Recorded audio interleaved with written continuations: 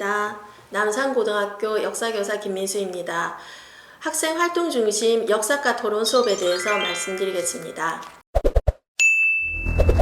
이번 시간에는 역사과 토론 수업의 이해, 토론 주제의 선정, 그리고 수업 사례와 학생들의 평가를 살펴보겠습니다.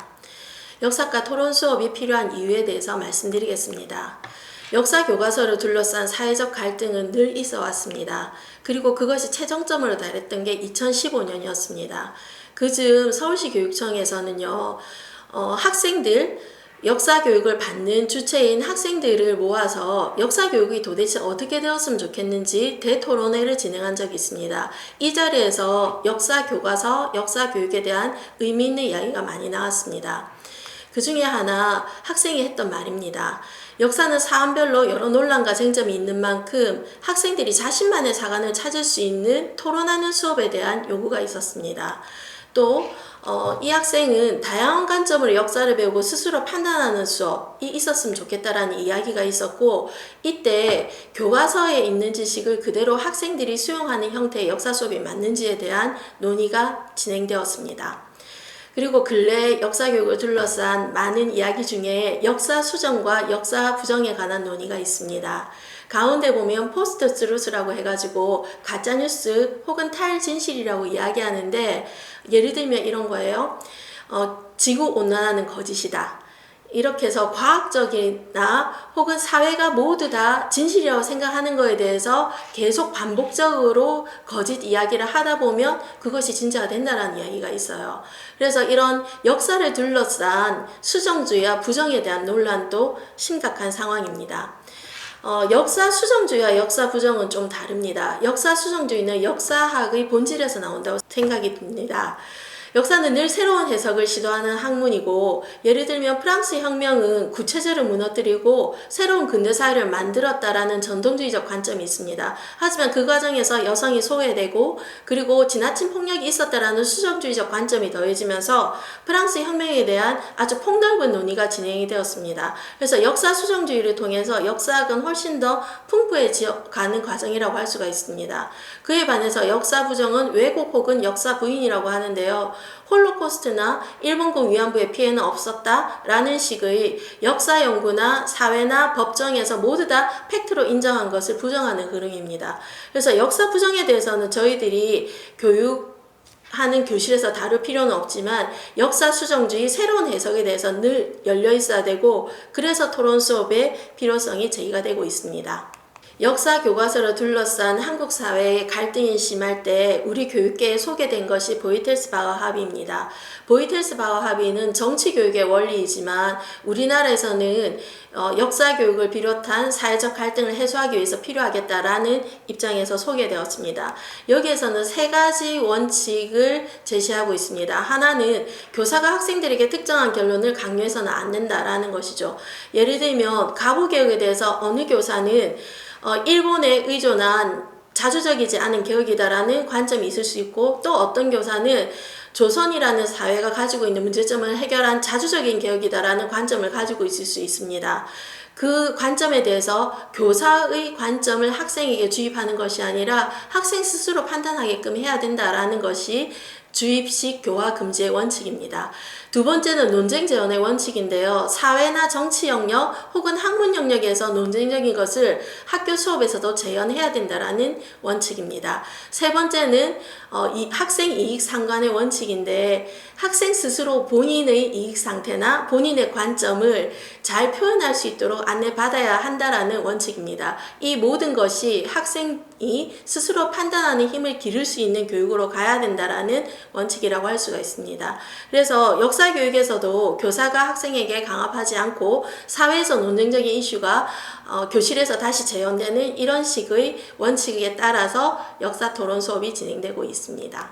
역사과 수업 토론 주제 선정은요, 교과서 속에 여러 논쟁이 있어요. 첫 번째 나와 있는 1920년대 독립운동 방법론 중에 무장투쟁이 우선되어야 될 것인가, 외교가 우선되어야 될 것인가, 그 외 여러 요인 주제들은 교과서에 들어 있습니다. 그래서 선생님들이 교과서 탐구 활동이나 여러 가지를 뽑아서 토론 주제로 선정을 하시면 될 것 같습니다. 두 번째 토론 수업의 실제인데요. 저는 두 가지 형태로 토론 수업을 진행합니다. 하나는 모든 수업 안에서 일상적으로 토론을 할 수 있는 수업 방식으로 디자인하는 것과 또 하나는 학생들 일부가 친구들 앞에서 토론을 하고 나머지 친구들은 배심원이 되어서 이 토론을 관찰하고 평가하는 배심원 토론 두 가지를 진행하는데요. 먼저 모둠내 토론을 위한 학습지입니다. 의병과 애국개몽운동, 누구의 방법이 국권 회복에 더 나았을까? 이걸 하기 위해서 먼저 의병과 애국개몽운동의 핵심 주장, 그 다음에 긍정적인 면과 한계점을 정리하게 하고 나서 그 다음에 학생들에게는요, 내 생각은 의병인 것 같다, 애국개몽인 것 같다 라는 걸 선택을 하고 이유를 쓰게 해요. 그리고 그 밑에 있는 건 모둠원들의 이름을 쓰고 그 친구들의 주장을 듣고 옮겨 쓰는 훈련을 하게 합니다. 그리고 나서 저 표를 바탕으로 해서 갑론을박, 누구의 의견이 옳은지 이야기를 나눠보고 그리고 나서 개인의 생각을 쓰는 방식으로 모둠내 토론 수업을 한 학기 동안 한 5번 정도 진행을 합니다. 이게 초창기에는 아까처럼 모둠원들이 각자 자기가 말한 걸 쓰고 이렇게 하지만 이게 익숙해지면 자기 생각을 쓰고 나서 말하고 듣는 연습으로 바꿔요.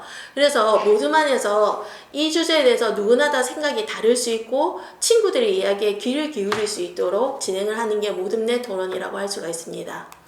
그리고 나면 학급 안에서 배심원 토론을 진행을 하는데요. 제가 이 토론의 형식을 좋아하는 이유는 뭐냐면 모든 학생들이 주어진 시간에 자기 목소리로 이야기를 해야 됩니다. 그래서 토론을 잘하는 학생이든 못하는 학생이든 다 자기 역할이 있기 때문에 이 토론을 통해서 말하고 듣고 그리고 서로 어떤 의견이 옳은지 따져보는 시간을 가질 수 있습니다.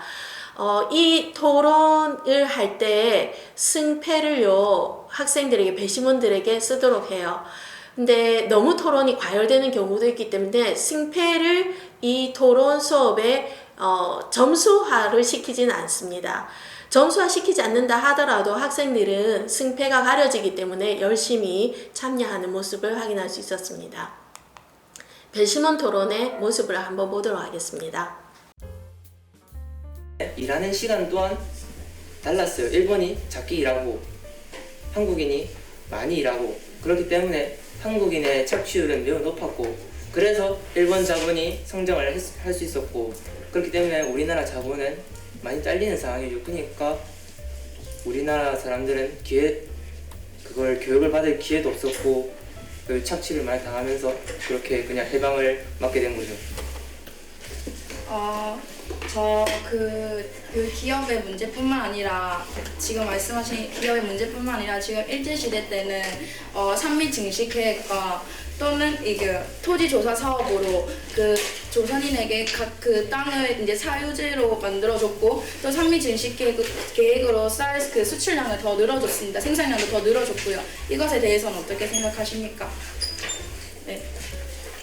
일제시대 전부터 조선 후기부터 모내기와 쌀, 보리, 인모작 등의 농업기술 발달로 이미 농업 생산률이 높아지고 있었고 그 상품을 작물 재배와 시장의 발달로 다른 나라까지 수출을 하고 있었던 상황이었습니다. 이미.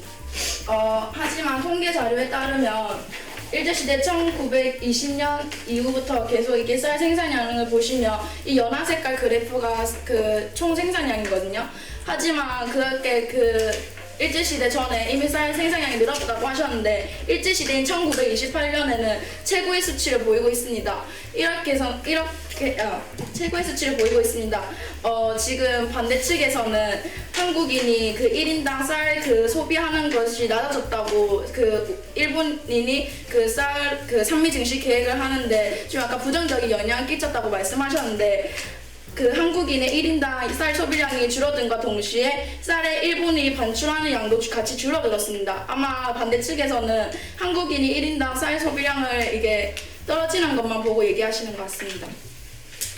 우리 그 상미 증시 계획이 수탈한다고 표현이 되는 것이 아니라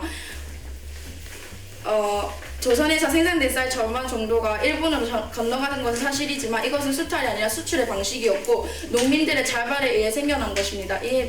이것에 의해 경제 성장에 도움이 안 되었다는 것은 아닌 것 같습니다. 그래프를 보면은 초반에는 생산량도 늘고 소비량도 많았어요. 근데 점점 가면 갈수록 진한 게 계속 진한 게 반출량인데 반출량이 점점 올라오고 소비량은 점점 떨어지고 있어요.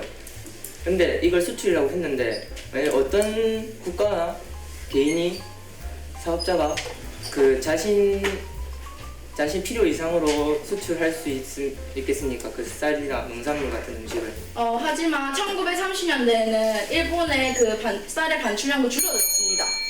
30 남았습니다. 화질이 좋지 않아서 학생들의 목소리만 나가게 된 점 양해 부탁드립니다. 이 토론에서 최고의 토론자로 선정된 건 남학생이었는데요. 그 학생은 상대 측이 했던 이야기를 잘 듣고 그 상대 측의 근거에 대해서 반박을 제기하면서 토론이 이끌었기 때문에 최고의 토론자로 선정이 되었습니다. 토론의 과정을 통해서 학생들은 경청, 상대방의 의견을 잘 들어야지 거기에 대한 논박도 잘 할 수 있다는 것을 확인한 자리였습니다. 이런 토론 수업에 대한 학생들의 평가를 보겠습니다. 토론 수업에 대한 학생들의 평가는요, 가장 큰 건 아쉬움이에요. 시험 준비를 할 때 아마 한국사 수업에 대해서 학생들이 시험 공부를 한 5시간 정도 할 건데 토론 수업을 하기 위해서는 그보다 훨씬 더 많은 준비를 해야 됩니다. 10시간, 20시간 준비를 했는데 50분 수업 속에서 본인들이 공부한 것들 다 표현을 해야 되기 때문에 준비한 것을 말하지 못한 아쉬움. 그리고 이걸 하면서 자기의 주장을 눈치 보지 않고 말할 수 있게 되어서 이 수업에 대해서 의미 있는 상태로 넘어져서 의미가 넘치는 역사 시간이었다라고 평가를 해줬어요. 그리고 학생들은요, 이 과정을 통해서 본인들이 잘 주장하기 위해서 상대편의 주장을 예측해봐야 되기 때문에 많은 자료를 찾았고 그 과정에서 상대의 주장도 잘 알게 되었고 자기 주장도 잘 알게 되고 그러면서 생각의 폭이 넓어지게 되는 것을 긍정적이었다고 평가하고 있었습니다. 지금까지 역사과 토론 수업에 대해서 설명드렸습니다. 다음 시간에는 프로젝트 수업에 대해서 안내드리도록 하겠습니다.